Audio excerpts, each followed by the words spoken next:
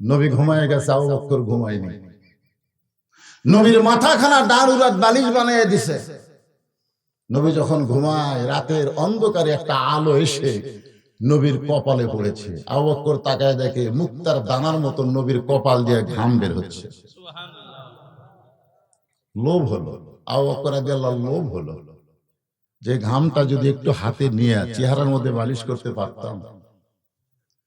এই লোভ করার পরে কপালের ঘাম আবু বকর চেহারার মধ্যে মালিশ করলেন, সঙ্গে সঙ্গে গোটা গারে সুর আলোকিত হয়ে গেছে।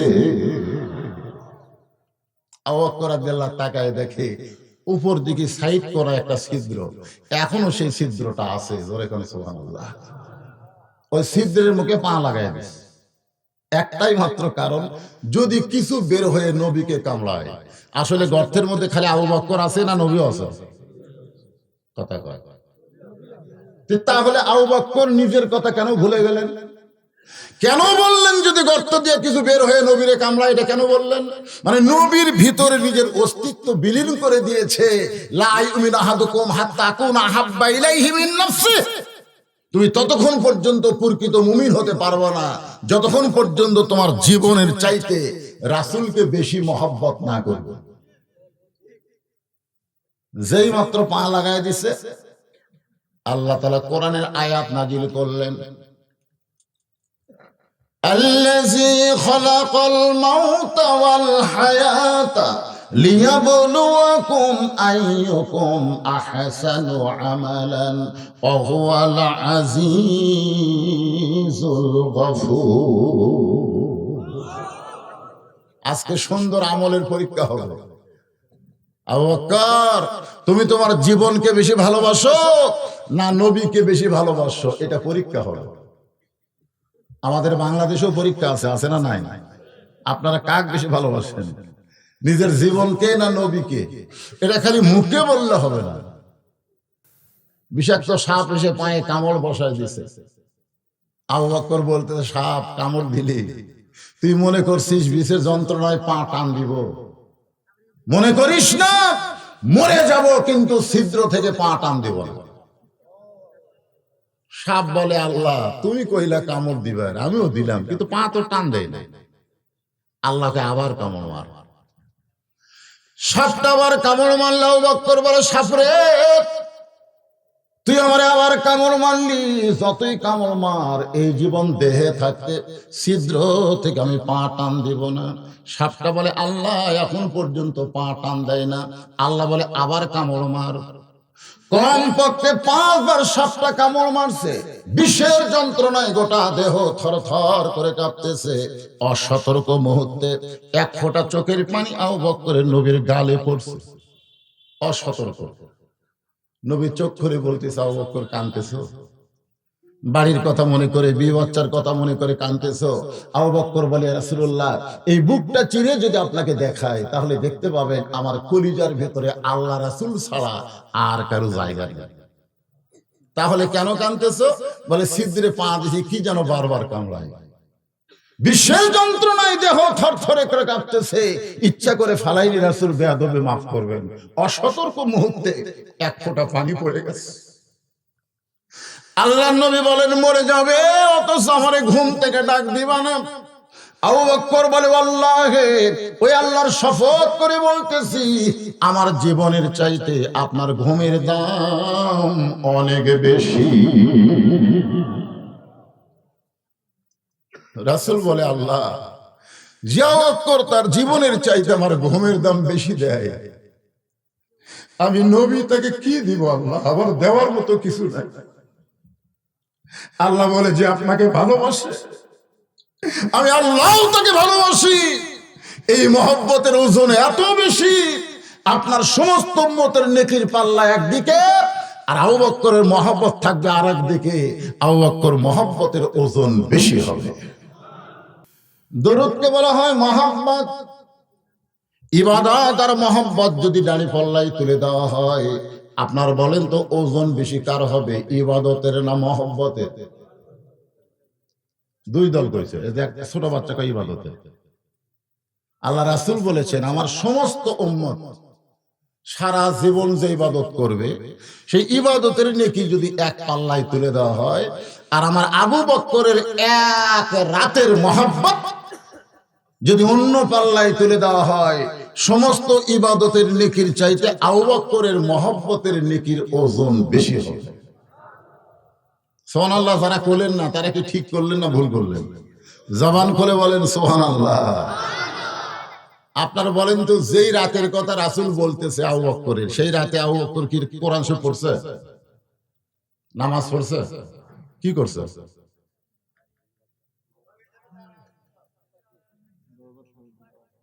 সিরাত রাসূল হিসাবে এতদিন হলে চলতেছে, আপনারা এটা জানেন না?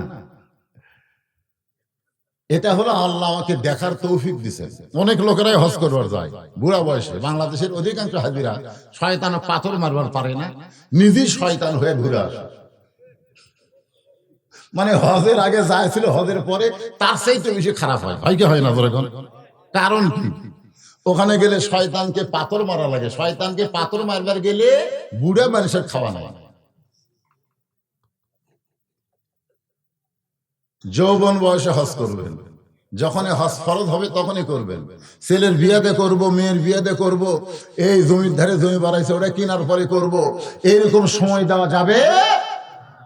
কারণ মাটি থেকে ৫,৬০০ ফুট উপরে সেই গাড়, যে গাড়ের ভিতরে আবু বকরকে এক রাতের মহব্বতে আমাদের জীবনের ইবাদতের চাইতে বেশি সওয়াব আল্লাহ দান করেছে। মাটি থেকে ৫,৬০০ ফুট উপরে ঠেলা আছে, ওইখানে আল্লাহ আমাকে ওটার তৌফিক দিয়েছিল আল্লাহ রহমতে আর আফ্রিকানদের সহযোগিতায়। আমার সঙ্গে যারা গেছিল মাঝ রাস্তায় যায় কয় ভাই আর পারতেছি না, উপরে ওটা খুব কঠিন, একবার খালি নিচের দিকে তাকালি আর উঠতে পারবে না। ওরা এখন নাম্বার চায়, আমি কই এরা তো বক্তা না, এরকে গাড়ি সুর না দেখলে চলবে, কিন্তু আমার তো দেখাই লাগবে। আমি উপর দিকে তাকাই দিয়ে কালো কালো কিছু মানুষ উঠতেছে, তখন আমি বললাম হেল্প। যেই কিছু হেল্প, ওরা নিচের দিকে তাকায় ভাবছে আমাকে দিল, ছাড়া পড়ছে, কারণ ওরাও কালো আমিও কালো। ওরা খপ করে আমার হাত ধরলো, হাত ধরে ওরে বাবা আমাকে টাইনা টাইনা নিয়ে যাচ্ছে। আমার নিচে যারা ছিল ওরাও আমার কায়দায় বললো হেল্প, কিন্তু ওরা তাকায় দেখে আমি হাসে, তোরা ফর্সা, তোরা আমাকে না। ওই আফ্রিকানদের সহযোগিতায় আমি ওখানে গেছি, আল্লাহ পাক আমাকে দেখাইছে। এই দরুদ শরীফ পড়াটা হলো মহব্বত ভাই, এটা ইবাদত না।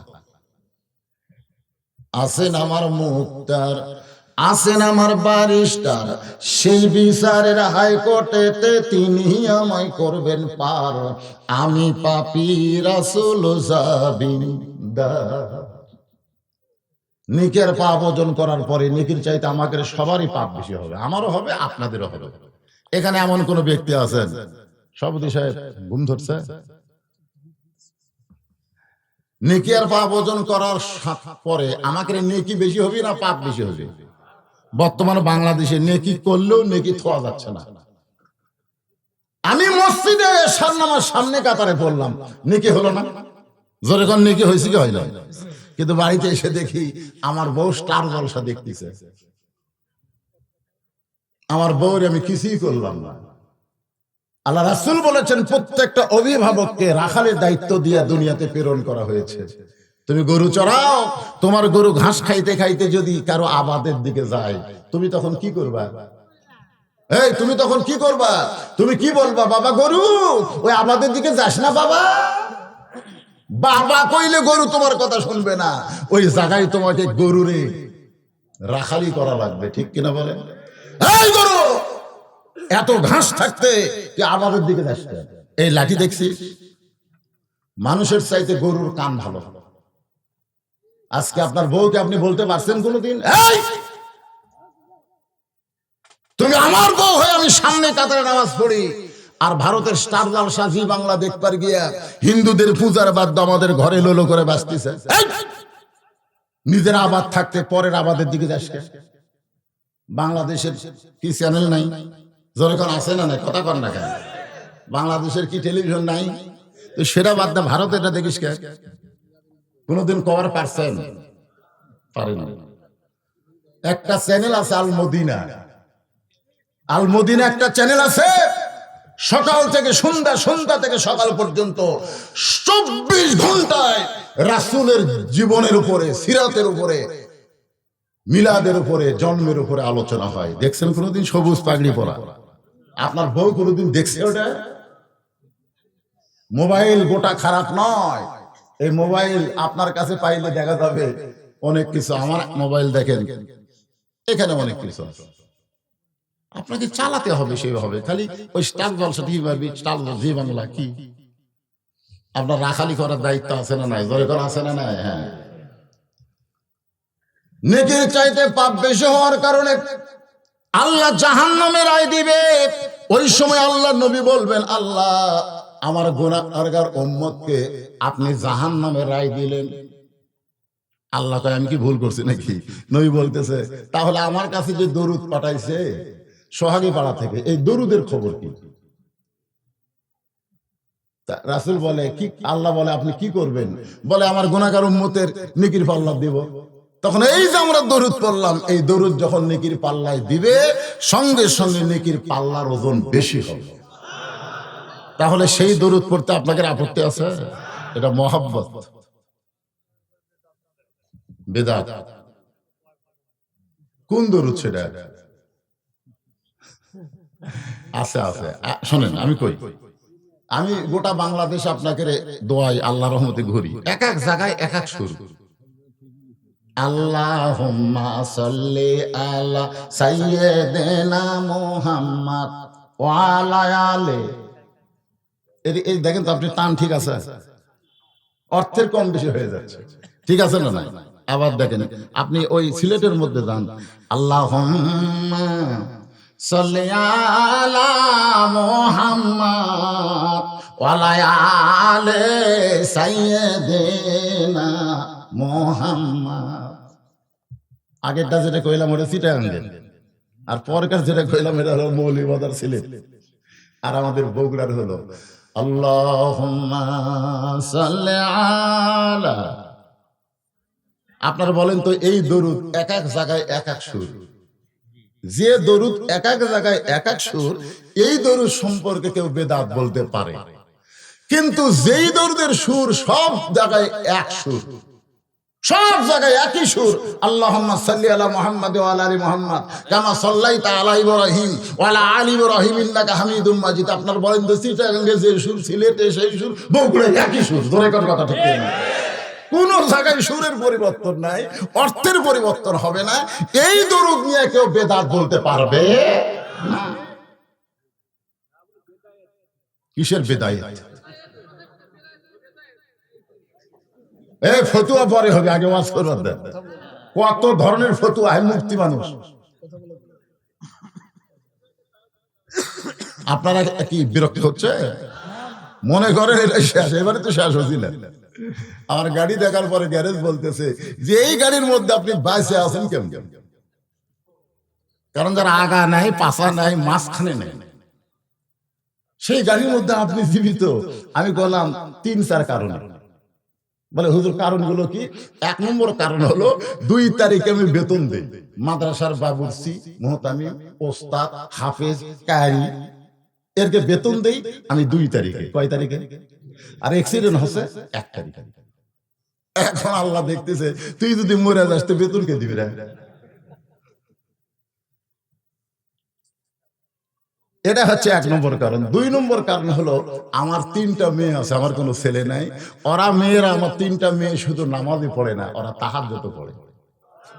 আমার ছোট্ট মেয়েটা তানজিমুল উম্মাহ মাদ্রাসায় হেফজ করতেছে। এই মেয়েগুলো সবসময় দোয়া করে, আল্লাহ আমার বাবা যাচ্ছে ওয়াজ করতে, আবার যেন ফিরে আসে। মেয়েদের দোয়া আল্লাহ কবুল বেশি করে। আর 3 নম্বর কারণ হলো আমার মা আমাকে হাত ধরে বলেছে, তুই তোর বাবার জানাজা করছিস, আমার জানাজাও করা লাগবে, ওয়াদা দে, ওয়াদা দে। আমি চিন্তা করলাম আমার মা তো এখনো মরেনি, তাহলে জানাজা আমার করাই লাগবে। কতগুলো কারণে দেখলাম যে আমি মরলাম না, বেঁচে আছি। আর এই বেঁচে থাকার কারণে সোহাগী পাড়ারা হয়তো আমাকে দেখতে পাচ্ছেন। আমি বিশ্বাস করি আজকে আমার জীবনের শেষ আলোচনা হতে পারে। আপনারাও বিশ্বাস করবেন, আপনাদেরও জীবনের শেষ আলোচনা শোনা হতে পারে। জোরে কোন কথা ঠিক কিনা?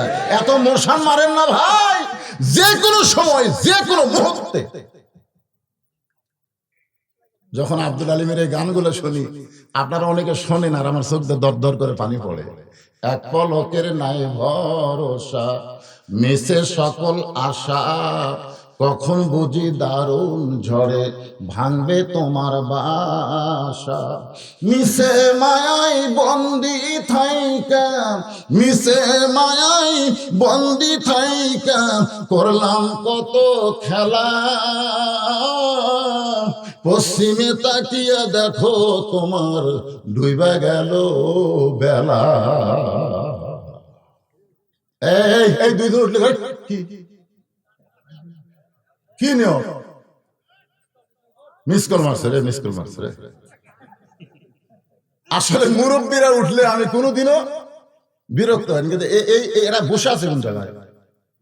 জান্নাতের বাগানে বসে আছে। এখান থেকে উঠলেই শয়তান খপ করে ধরবে। ধরে কোন কথা ঠিক না?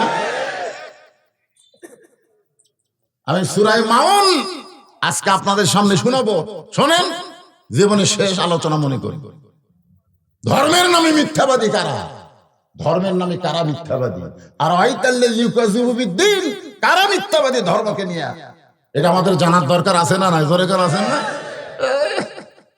ভোটের আগে মাথার টুপি দিয়ে গরিবের বন্ধু, সমাজ সেবক, জনদরদি হুজুর হয়ে গেছে।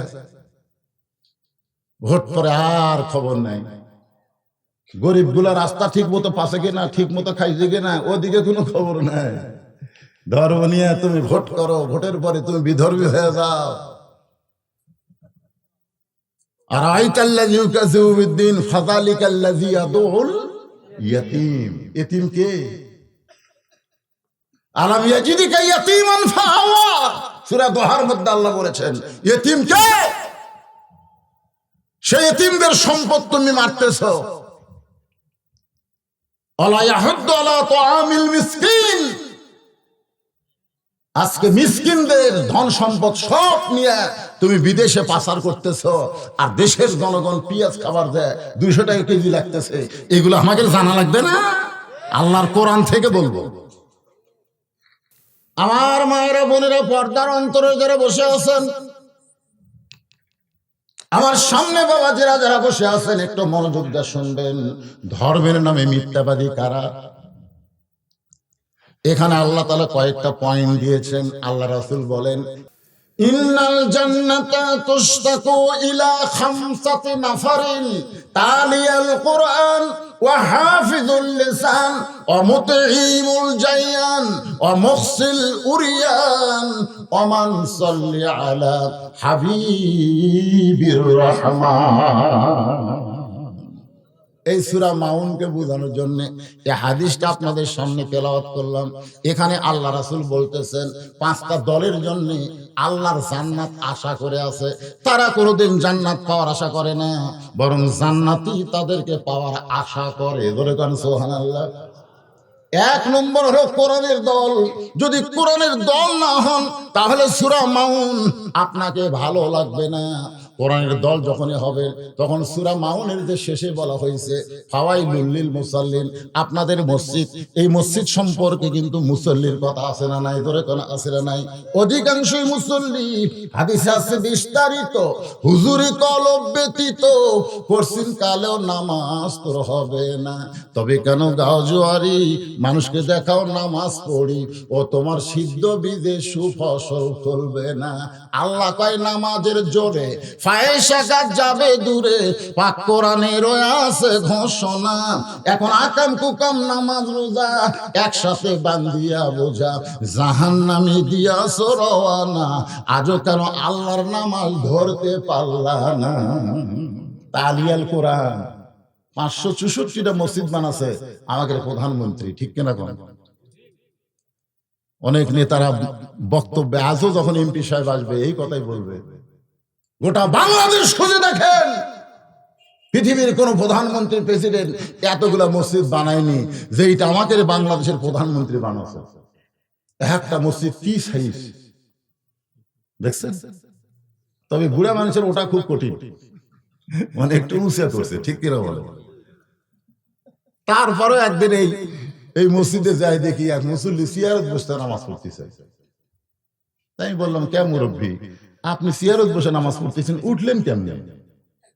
এই যে এতগুলো সিঁড়ি মারে ওটা লাগলো, আপনাকে কেউ ধরে তুলছে? না না না, ধরে তোলা লাগবে, আমি একলাই উঠছি। তো একলাই যখন উঠলেন তো চেয়ারত বসলেন কেন? নামাজের মধ্যে যে কয়টা ফরজ আছে তার মধ্যে একটা ফরজ হলো দাঁড়িয়ে নামাজ পড়া। ধরে কথা কর না কেন? দাঁড়িয়ে নামাজ পড়া।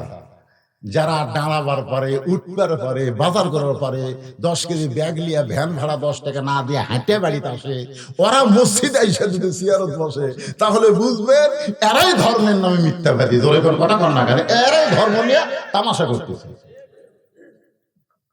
ধর্মের নামে মিথ্যাবাদী কারা? জুমার দিনে সবার শেষে আসবে আর সবার আগে বাড়ি যাবে যারা। ধরে কথা ঠিক কথা কর না কেন? সেটা আপনাকে ক্ষতি ভালো ভালো ধর্মের নামে তামাশা করতেছে। আসবি সবার শেষে, পুরানা স্যান্ডেলের কাছে, যে নতুন স্যান্ডেলের কাছে ওর পুরানা স্যান্ডেল থুবি, যাওয়ার সময় নতুন পাওয়ার দিয়ে চলে যাবে। ধরা পড়লে বলবে বদল হচ্ছে, ভাই তোর জীবনে কোনোদিন দেখলাম না তুই নতুন থুয়া পুরাতন পাওয়ার দেখে নি। কি সিটার রে, এরাই হলো ধর্মের নামে মিথ্যাবাদী। তোর কোন কথা ঠিক কি না? আল্লাহ কোরআনে বলেছেন, ইজা নুদিয়া লিস-সালাহ মিন ইয়াউমিল জুমআহ ফাসাউ ইলা যিকরিল্লাহ। জুমার নামাজের আজান দেওয়ার সঙ্গে সঙ্গে তোমাদেরকে মসজিদে আসতে হবে আল্লাহর জিকির করার জন্য। এখানে জিকির মানে নামাজ। আর তুমি সবার শেষে এসে আগে যাও, তুমি কও আমি ধার্মিক। ধার্মিক ধর্মের নয় মিথ্যাবাদী কারা? এদেরকে চেনার দরকার আছে না নাই? জোরে কোন আছে না নাই? তালিয়াল কোরআন হাদিসের ভাষায় চলে আসেন। 564টা মসজিদ বানায় কোনো লাভ হবে না। এখন আওয়ামী লীগ যারা করে তারা বলবে হুজুর কি বিরুদ্ধে বলতেছে নাকি?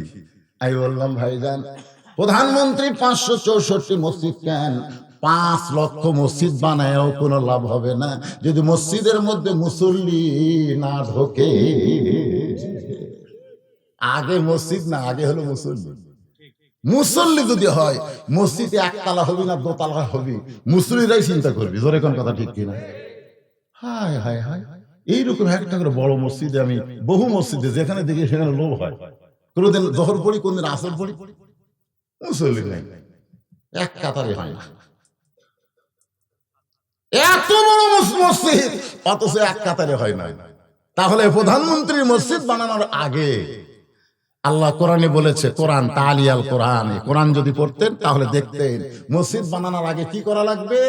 আল্লাযীনা ইন মাক্কান্নাহুম ফিল আরদ, কাউকে যখন দুনিয়াতে ক্ষমতার চেয়ারে বসানো হবে, আল্লাহ তাকে বসাবে, সে যদি মুসলমান হয় তার 1 নম্বর দায়িত্ব হলো পদ্মা সেতু নির্মাণ করা, 1 নম্বর দায়িত্ব হলো 564 মসজিদ করা, 1 নম্বর দায়িত্ব হলো 6 লাইন 7 লাইন রাস্তা বানান, 1 নম্বর দায়িত্ব হলো বগুড়ার উপর ওভার ব্রিজ করা। এগুলা সবই দায়িত্ব, তবে 1 নম্বর দায়িত্ব না। 1 নম্বর দায়িত্ব হলো আকামুস সালাত, নামাজ কায়েম করা। ধরে কোন কথা ঠিক কি না? আজকে যদি সরকার আইন করত যে মডেল মসজিদ বানাইছে 564, আজান দেওয়ার পরে কোন যুবক যদি বাইরে ঘরে আর কাপড় খোলা পাছার উপর 10টা করে বাড়ি, পুলিশগুলো আলেমদের পাছাত বাড়ি দেওয়ার চেষ্টা করো, এই আইন যদি সরকার করে দিত, আমাকে একটা যুবক বেড়া ঘুরতো। ওরা যদি মসজিদের মধ্যে গিয়ে নামাজ পড়তো, আল্লাহ বলতেছে ইন্নাস সালাতা তানহানিল ফাহশাই ওয়াল মুনকার, একমাত্র নামাজে পড়ে এই যুবকদেরকে অশ্লীলতা থেকে, অশ্লীল ভিডিও থেকে, অশ্লীল পাবজি খেলা থেকে হেফাজত করতে। জোরে কথা ঠিক কিনা? একমাত্র নামাজ।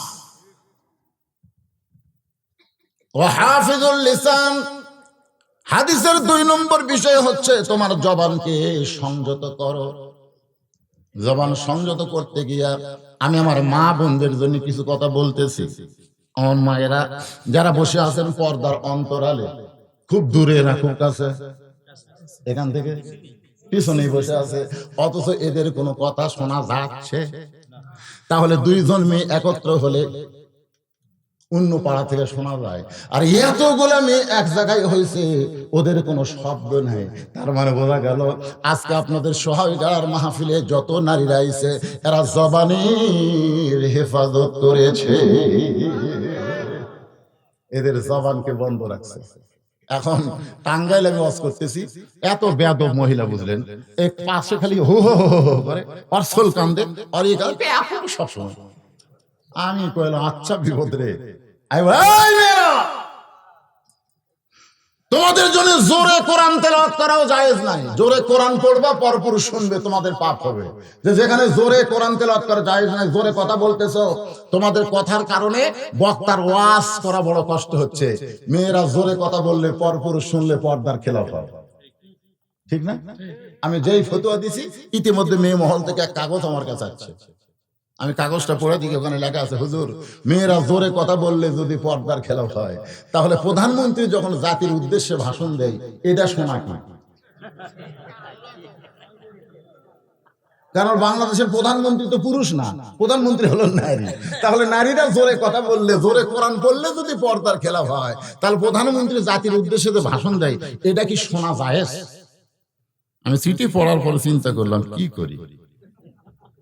এটা যদি আমি ডাইরেক্ট ফতোয়া দেই, তাহলে আমাকে আর যমুনা পার হওয়া লাগবে না, যমুনার ওই পারেই আমার সাইজ করবে। ধরে কোন কথা ঠিক কিনা? আমি চিন্তা পড়ে গেলাম, এই মেয়ে মানুষ আমি কি দিয়া বুঝাই।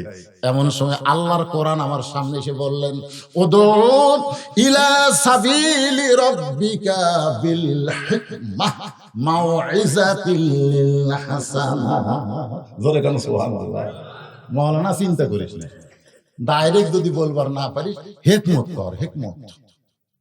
আজকে বর্তমানে বাংলাদেশে ডাইরেক্ট কিছু বলা যাবে, হিকমতে মার দেওয়া লাগবে। জোরে কোন কথা ঠিক কিনা? এই কথা কি আমার না আল্লাহ? আমার মা বোনের যারা চুপ করে আছে এদেরকে আমি হিকমতে কিছু আর শোনাবো। কারণ একটা মা ভালো, একটা সন্তান ভালো। আজকে সন্তানগুলো, এই সন্তানগুলো অধিকাংশ দুষ্ট হওয়ার পিছনে কারণ কি? আমার দাদি আমাকে কইছে, ভাই তোর মায়ের পেট থেকে তো টানা বের করে যায়, তোর মাথা লম্বা হয়ে গেছিল। হ্যাঁ, টানা বের করতে মাথা লম্বা, তখন আমরা এরকম থাবড়ে থাবড়ে থাবড়ে থাবড়ে তোর মাথা আবার গোল করছি রে। আমি তখন মনে করলাম কি বলবো প্রসবের কথা, মা বিনে সেই ব্যথা কেউ তো বুঝিবে না। মাজন থেকে আর সন্তানের দায়, অকালে মা মারা যায়, সেটা কার মা? আমাকে রে মা, কার মা? কিন্তু এখন কার মা? কিরে বাবা রে, স্বামী কয় কান্দিস না, সিজার করাবো। সিজার করাবো কি হবে? দরকার আমার অটো ভ্যান গাছ না, তাও তো সিজার করাবো। ও কয় ঠিক আছে লক্ষ্মী। এখন ডাক্তার কাছে গেছে, ডাক্তার এখন দেখে বলতেছে টাকা কামাই করা লাগবে তো। আল্ট্রাসাউন্ড করে বলতেছে, ভাই পানির সংখ্যা কমে গেছে আর একটু বেকা হয়ে আছে, ওইটা পেট না কাটলে হবে না। এখন পেট কেটে দেখে যে ওর ঘুমই ভাঙেনি, কারণ ওই 2 দিন পর নরমালি চলে আসবে। সুবহানাল্লাহ। কিন্তু অধৈর্য, আমাকে মা গুলো অধৈর্য হওয়ার কারণে পেট কাটে বার করছে।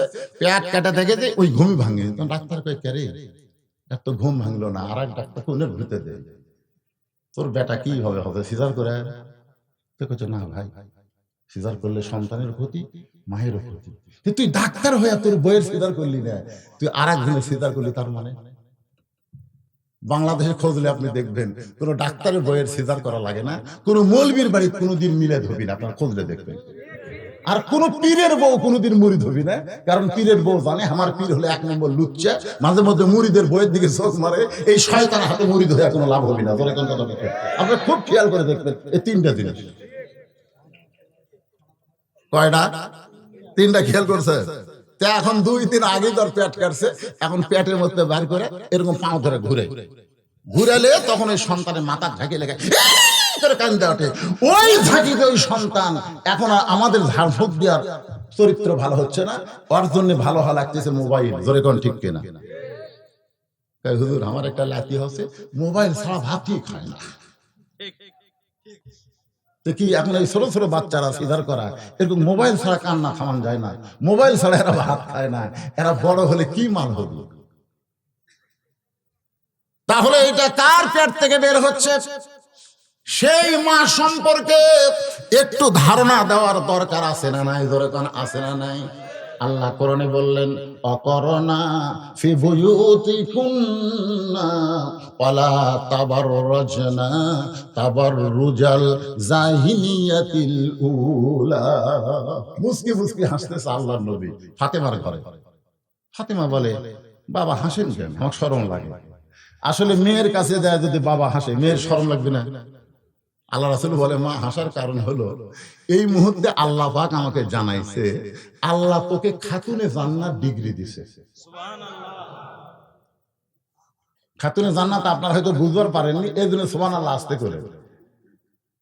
খাতুনে জান্নাত মানে জান্নাতি নারীদের নেত্রী বানাছে। ফাতেমা মুস্কি মুস্কি হাসতেছে। রাসূল বললেন, ফাতেমা তোর হাসি দেখে আমার একটু কষ্ট লাগতেছে। ফাতেমা বলে, বাবা আল্লাহ আমাকে জান্নাতি নারীদের নেত্রী বানালো, এইটা খবর আপনি আমাকে দিলেন, আমি খুশি হয়ে হাসতেছি, এইটা শোনার পরে আপনার কষ্ট লাগতেছে। রাসূল বলে, ফাতেমা আল্লাহ তোকে খাতুনে জান্নাত বানালে কি হবে মা, আল্লাহ তোর আগে একজন নারীকে জান্নাত দিবে। আল্লাহ তোকে খাতুনে জান্নাত বানায় কি হবে, তোর আগে একটা মেয়ে জান্নাতে যাবে। ফাতেমা বলতেছে, বাবা আমার আগে যে মেয়েটা জান্নাতে যাবে কি আমল করে, ওই এমন কি আমল করে যে খাতুনে জান্নাতের আগে বেহেশতে যাবে, ওর আমল কি? রাসূল বলেন, মা এটা আমি বলবো না, এটা তোমাকেই খুঁজে বার করা লাগবে। ফাতেমা বলতেছে, তাহলে মেয়েটার খবর দেন। খুঁজবার গেলে তো খবর লাগবে, লাগবে কি লাগবে না? আপনার তো না খুঁজাই খবর দেন, বজুশিদ মরছে, না খুঁজাই সব খবর নেই।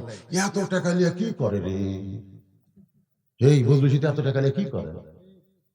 খুঁজলেন, খুঁজে দেখেন আমার পায়ের স্যান্ডেল থেকে আমার শরীরে যা দেখতেছে এ পর্যন্ত, এই কোটর থেকে শুরু করে পাঞ্জাবি, পায়জামা, জুতা, স্যান্ডেল, টুপি যা দেখতেছেন, বিশ্বাস করেন কোরআন আমার সামনে, আমি নিজের টাকা দিয়ে কোনোদিন কিনি না, সব হামাক দান করে।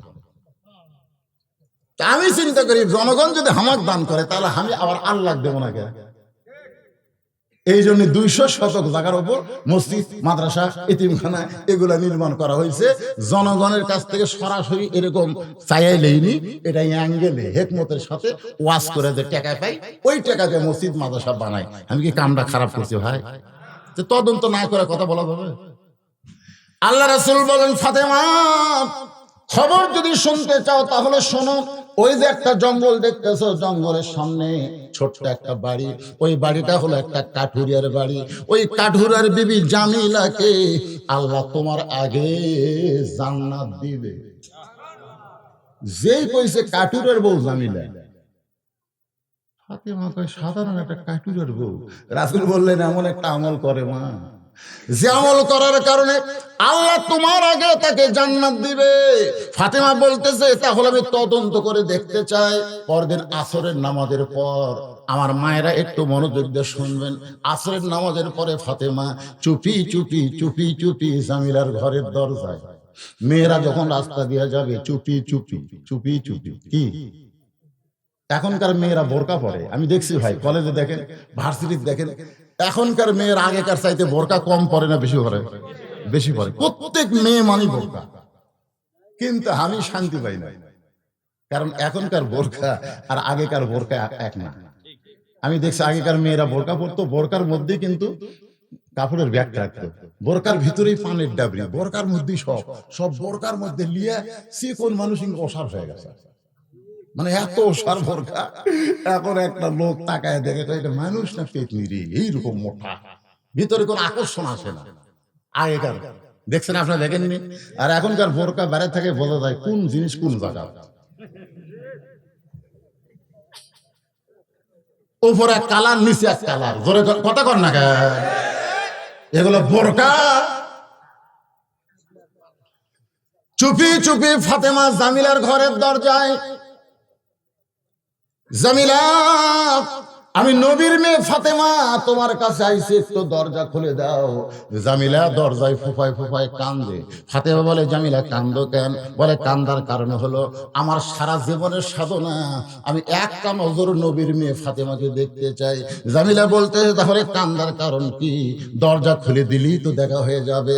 জামিলা বলতে যে, কেমনে দরজা খুলবো? আমার স্বামী কাঠুরিয়া কাঠ বিক্রি করতে গেছে বাজারে, স্বামী এখন বাড়িতে নাই, স্বামীর হুকুম ছাড়া ফাতেমার জন্য দরজা খুলতে আমার সাহস নাই। সুবহানাল্লাহ, আসতে কোন, সুবহানাল্লাহ আসতে কোন। স্বামীর হুকুম ছাড়া নবীর মেয়ে ফাতেমার জন্য দরজা খুলতেও আমার কি নাই, সাহস নাই। আপনি ফেরত যান, আপনি ফেরত যান, আগামীকাল এই সময় আসবেন।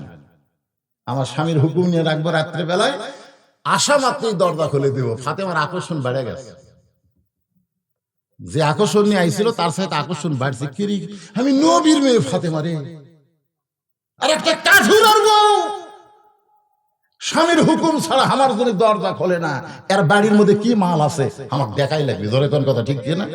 যেইটার কারণে আমার আগে জান্নাতে যাবে, আকর্ষণ আরো বেড়ে গেছে। ফাতেমা চলে গেলেন বাড়িতে। পরদিন আসরের নামাজের পরে ফাতেমা চুপি চুপি যখন রওনা দেয়, পিছন দিক থেকে একটা ছেলে বলতেছে, মা গতকাল কোথায় গেছিলা? চোরের মতো, আজও চোরের মতো যাও, আমি তোমার সঙ্গে যাবার চাই। ফাতেমা তাকায় দেখে ওই ছেলের কেউ না, এর নাম হলো হোসাইন। ওমর ফারুক বললেন, ইয়া রাসূলুল্লাহ, আসরের নামাজের শেষদায় প্রথম আপনি 3 বার সুবহান রাব্বিল আলা বলছেন, কয়বার?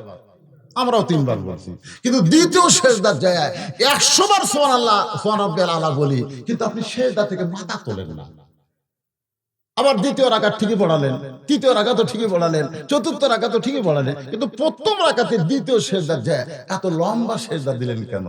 আমি ওমর সেজদার থাকা অবস্থায় বলবার চাইছিলাম, হুজুর কি ঘুমালো?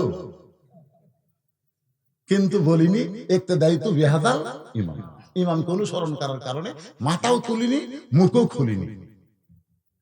কিন্তু হুজুর এখন তো সালাম ফেরালেন, এত লম্বা সেজদা কেন দিলেন? রাসূল বললেন, তোমরা জানো না ওমর, আমি যখন দ্বিতীয় সেজদাত গেছি 2 বার সুবহান রাব্বিল আলা বলছি, আর একবার গলায় মাথা তুলবো, এমন সময় দুই পবিত্র আমার ঘাড়ের উপর এসে বসলো। এমন ভাবে ওরা বসা থাকলো, ওরা নামেও না।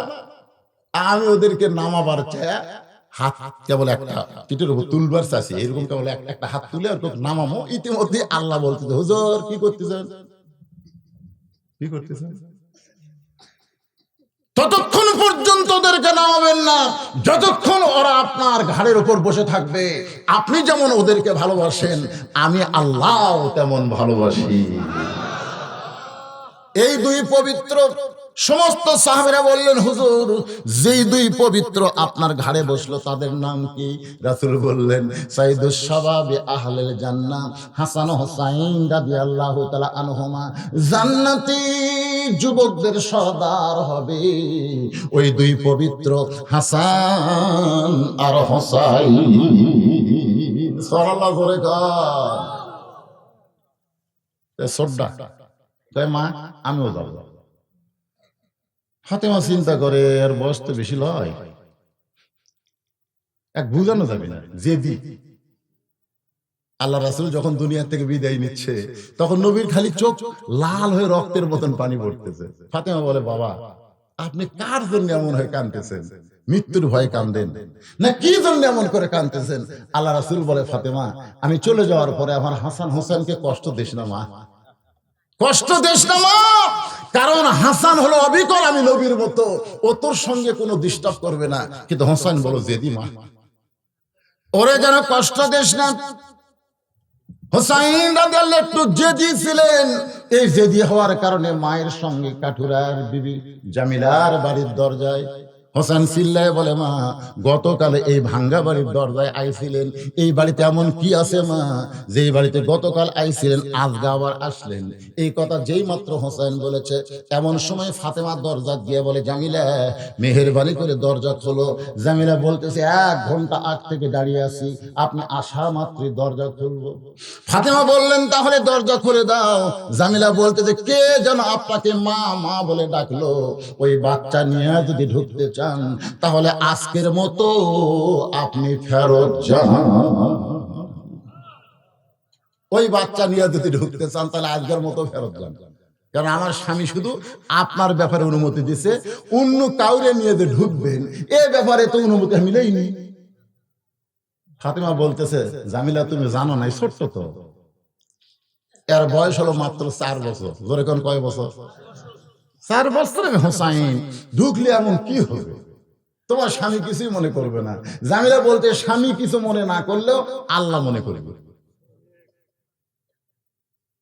ফাতেমা চুপ করছে, কি কয় রে, আল্লাহ কি মনে করবে? জামিলা বলতেছে, আপনার হোসেন যদি 2 বছরের হতো তাহলে সমস্যা ছিল না, কারণ 2 বছরের বাচ্চারা দেখবার পারে কিন্তু ধারণ ক্ষমতা থাকে না। 2 বছর বাচ্চারা দেখবার পারে কিন্তু ধারণ ক্ষমতা থাকে না। এই জন্য রাসূল বলেছে, তোমার বাচ্চা যদি 2 বছরের বয়সে হয় তাহলে বাচ্চা চেতন থাকা অবস্থায় তুমি বউকে আদর করো, চুমা খাও, পাড়াপাড়ি করো, কোনো সমস্যা নাই, কারণ দেখবি ঠিকই, বুঝবি না। কিন্তু যেই 2 বছর পার হয়ে যাবে তখন ওই বাচ্চার সামনে খবরদার, তোমার হালাল বউকেও তুমি আদর করবা না, কারণ বাইরে এসে বলতে পারে আব্বা তাই মাছ চাপা ধরছিল, এটা বলবার পারে। তো এখন হোসেনের 4 বছর বয়স, ওর ধারণ ক্ষমতা আছে। আমি জামিলা কেমন সুন্দরী, আমার চেহারা কেমন, এটা ও বাইরে গিয়া কাউকে বলবার পারে। ধরে কোন কথা ঠিক? ওই হোসেনকে নিয়ে ঢোকা যাবে না। সঙ্গে সঙ্গে হোসেন বলতেছে, মা এই মেয়েটা অত্যন্ত খারাপ মেয়ে মা, যে মেয়েটা আমি সঙ্গে থাকার কারণে তোমার জন্য দরজা খোলে না, এ খারাপ মেয়ের দরজায় তুমি কেন আইছো? ফাতেমা চোখের পানি বের করে বলে, হোসেন তুই যারে খারাপ বলতেছিস তোর নানা বলেছে ওই মেয়েটা তোর মায়ের আগে জান্নাতে যাবে। তুই যে মেয়েটাকে খারাপ বলতেছিস তোর নানা কি কইছে?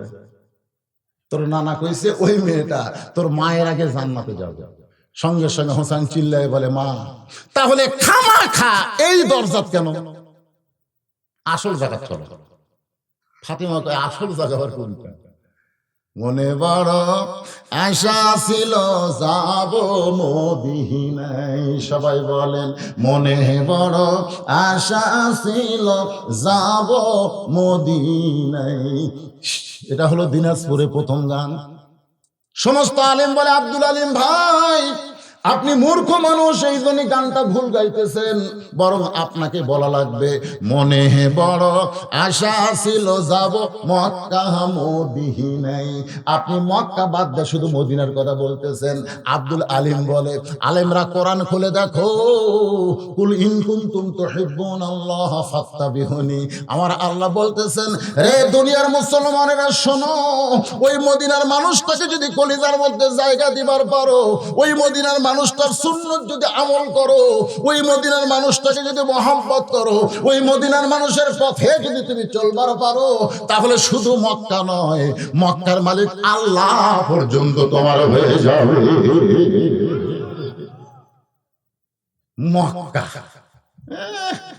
হিজরত করে যখন নবী মদিনাত গেছিল, মক্কা বিজয়ের পরে নবী দেখে কাবা ঘরের মধ্যে মূর্তি ঢুকেছে, সেই মক্কা যাবে।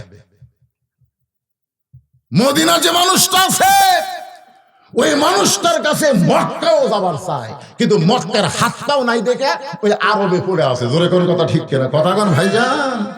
নবীর শান, নবীর মর্যাদা আমাদেরকে জানা লাগবে। মাহফিল দেওয়া হবে না।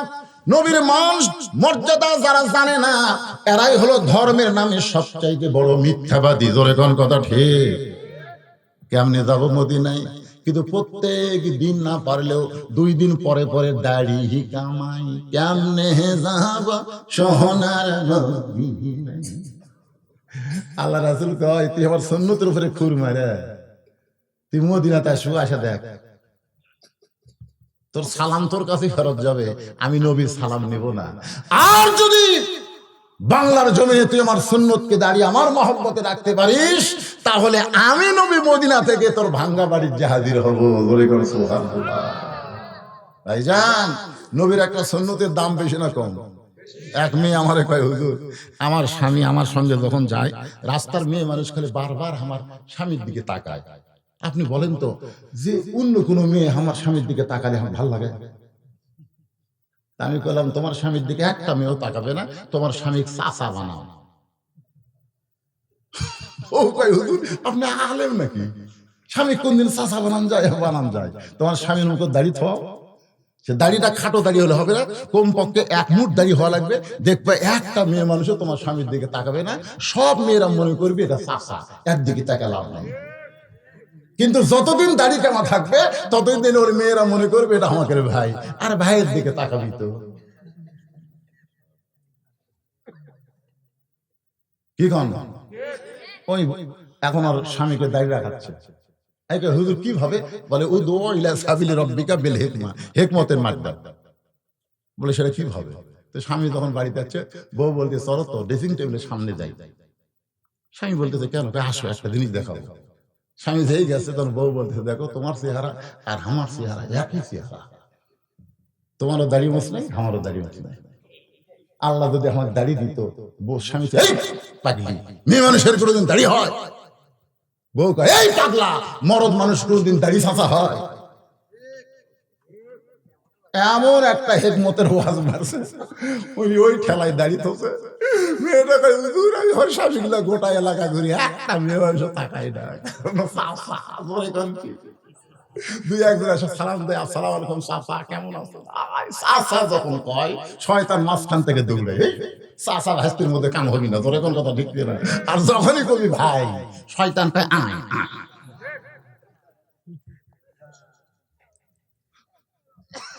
কি রে, দুটো কে হয়? দুটাই ছেলে, জামা।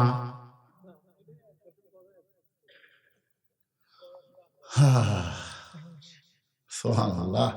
দেখেন কি বাপ, দুই বেটা সামনে নিয়ে বসেছে। আল্লাহ আজকের জান্নাতের বাগানের বসাটা বাবার কারণে যেন দুইটা নেককার সন্তান আল্লাহ কবুল করে। জোরে বলেন আমিন।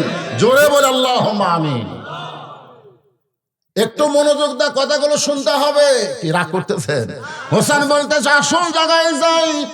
ফাতেমা বলে আসল জায়গা কোনটা? বলে চলো, তুমি যদি না চেনো তোমাকে আমি চিনাই। জোরে বলেন সুবহানাল্লাহ। মা ওকে হাত ধরে নিয়ে আইছে নানার কাছে।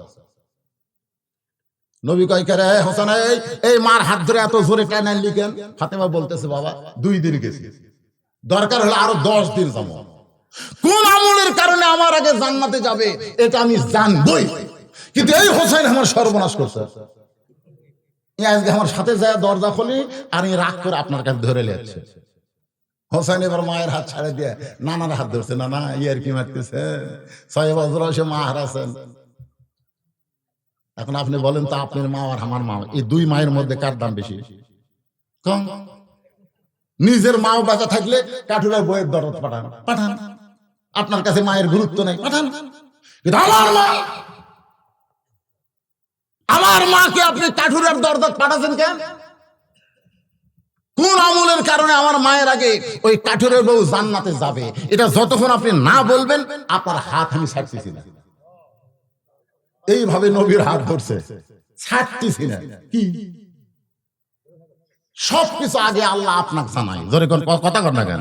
সবকিছু আগে আল্লাহ কাজ জানায়, রাসূলকে জানায়। আল্লাহ রাসূল বলেছে, আমি যা জানি তোমরা তা জানো না, আমিও জানি না যদি আল্লাহ না জানায়। তাহলে এখানে গায়েবের মালিক একমাত্র আল্লাহ। যখন গায়েবের মালিক একমাত্র কে?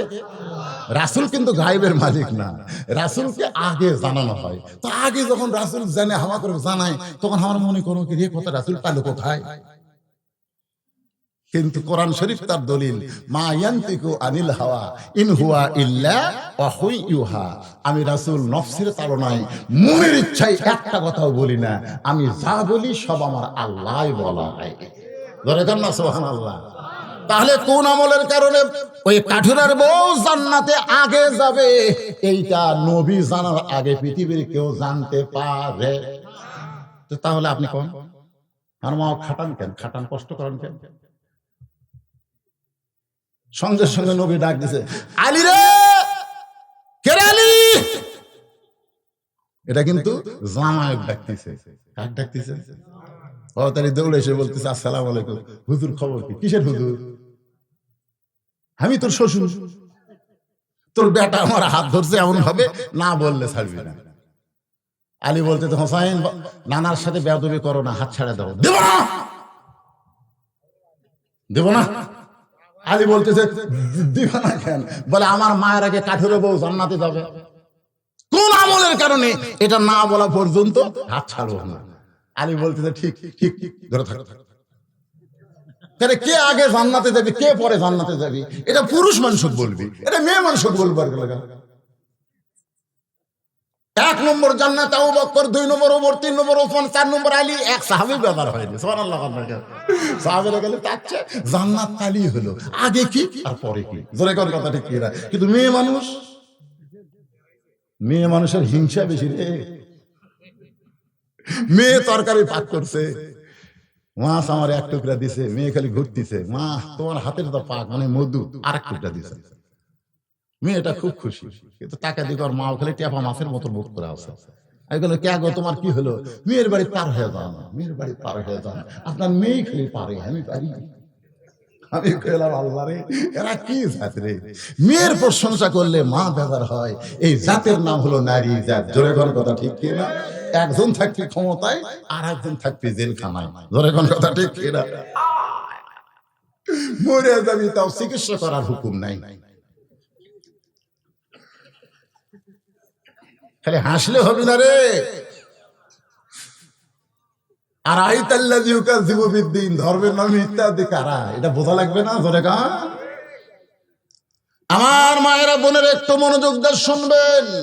আল্লাহ রাসূল বলে, আলী সেই দিন নিষেধ করেছিলাম, কিন্তু আজকে বলার হুকুম দিলাম। আলী রে, হোসাইনকে বলে দে কোন আমলের কারণে তার মায়ের আগে কাঠুরের বউ জান্নাতে যাবে।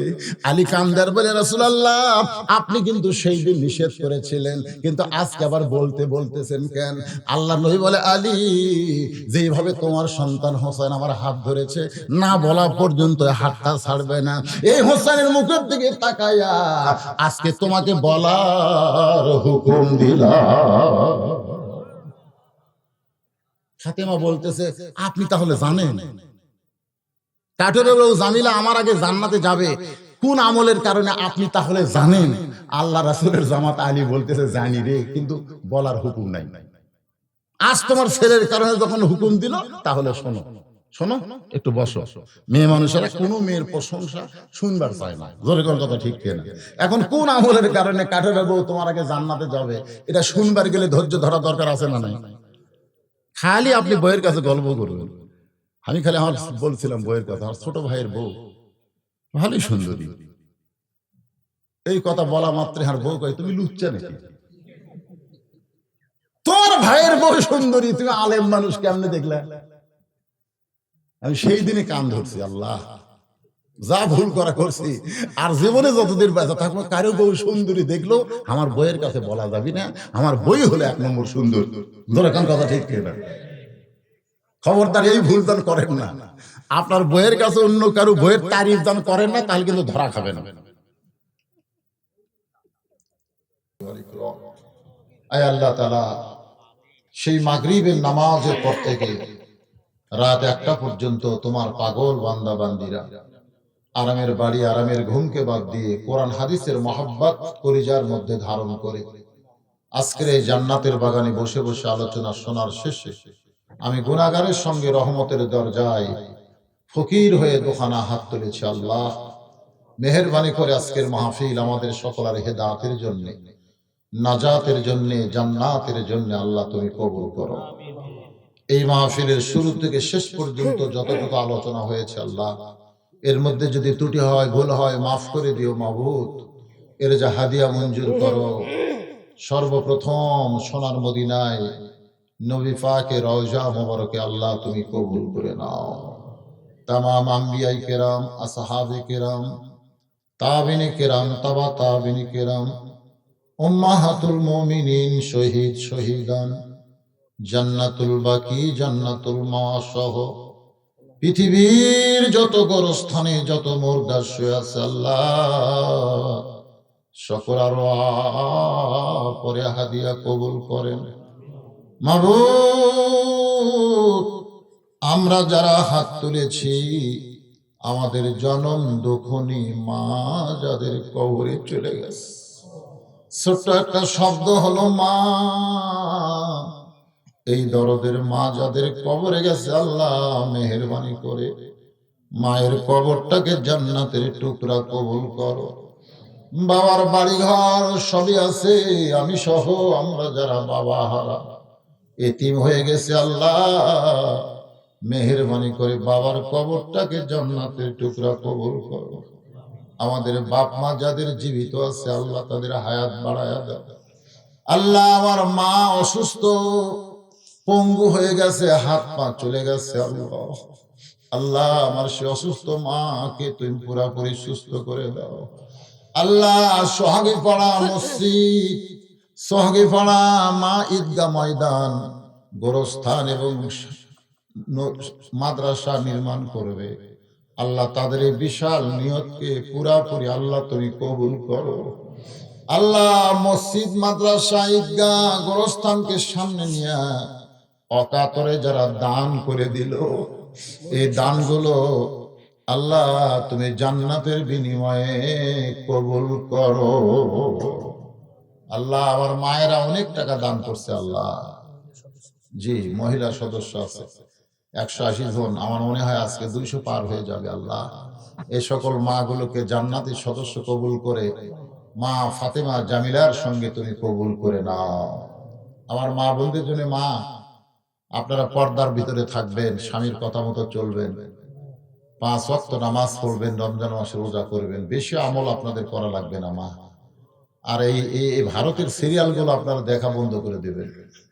আল্লাহ আমার মা বোনদেরকে কবুল করে নাও। আল্লাহ আল্লাহ এই যুবক, সোনার যুবক, সহগে পড়ার যুবক, আশেপাশে যে যুবকগুলো এখনো পর্যন্ত কোরআনের মাহফিলে 2 হাত তুলে আমিন আমিন করতেছে আল্লাহ এই যুবকগুলোকে তোমার হাতে ছেড়ে দিলাম। আল্লাহ তুমি এদের গলায় হেদায়েতের মালা পরায়া এদেরকে 5 ওয়াক্ত নামাজি হিসেবে কবুল করে নাও। আল্লাহ আল্লাহ খাস করে সোহাগে পড়ার যুবকদেরকে কবুল করো। আল্লাহ একটা ছেলে আমাকে বললো, হুজুর আমি ওই যে দাড়ি রাখছি এখন পর্যন্ত কোর দিইনি, কোনোদিন দাড়ি আমি কাটবো না। আল্লাহ আজকে ছোট বাচ্চা দাড়ি ওঠার পরে সে আর কামাইনি। আল্লাহ এই সুন্নতকে তুমি কবুল করে নাও, নবীর মহব্বত কলিজার মধ্যে দান করে দাও। আল্লাহ আয় আল্লাহ তাআলা গোটা বিশ্বের মুসলমানকে হেফাজত করো, খাস করে ফিলিস্তিনের মুসলমান আজকে বড় অসহায়।